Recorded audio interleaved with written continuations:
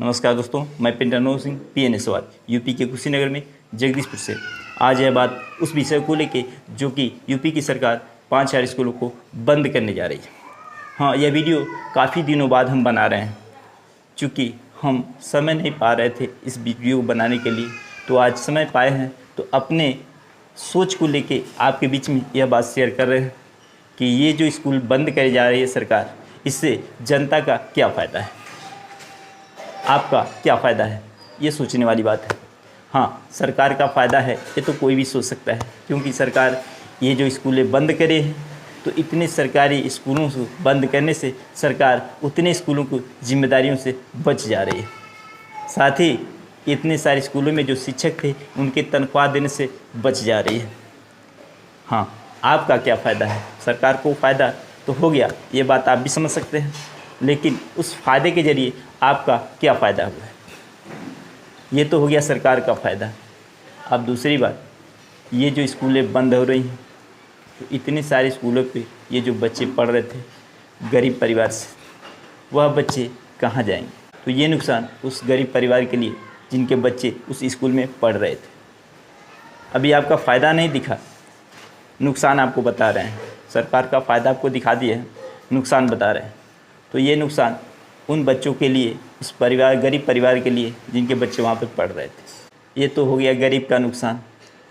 अब इसके बाद नुकसान आपका किस तरह से है कि जो शिक्षक पढ़ा रहे थे, जो आज स्कूल बंद होने के कारण उनकी नौकरी निरस्त हो गई, बेकार हो गई, तो वो जो शिक्षक निरस्त हुए हैं, हो सकता है उसी जगह पे, इसी शिक्षा विभाग में कल आपका भी बच्चा पढ़ के डिग्री लेके उस जगह पे आवेदन के लिए जाता, लेकिन वो जगह ही पहले से ही साफ कर दिया गया।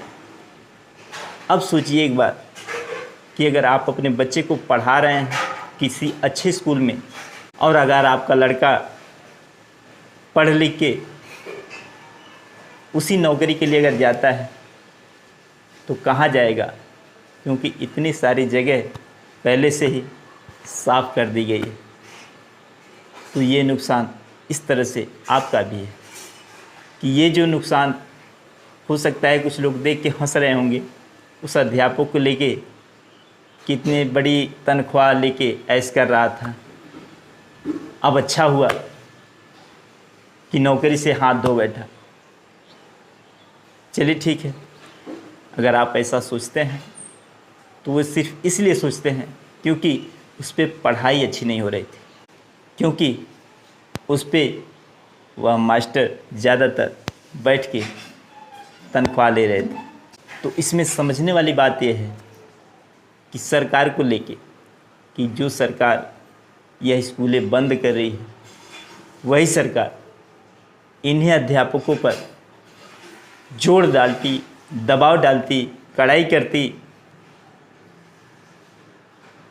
तो ये जो पढ़ाई है, ये जो शिक्षा है, जिस पे कम बच्चे दिखा के आज स्कूल को बंद किया जा रहा है, उस स्कूल पे आज बच्चे ज़्यादातर बढ़ते ही जाते। तो ज़रूरी तो ये था। और हाँ, नुकसान एक तरह से ऐसे भी है कि जो आप 200, 400, 500 फीस दे के पढ़ा रहे हैं, उसमें भी इजाफा आ जाएगा, क्योंकि जाहिर सी बात है जो मार्केट में सामान कम हो जाएगा, ग्राहक ज़्यादा हो जाएंगे, तो रेट तो बढ़ना ही बढ़ना है। तो ये नुकसान भी आपको झेलना पड़ेगा। तो ये बहुत सारी बातें हैं जिसको आपको समझना ज़रूरी है।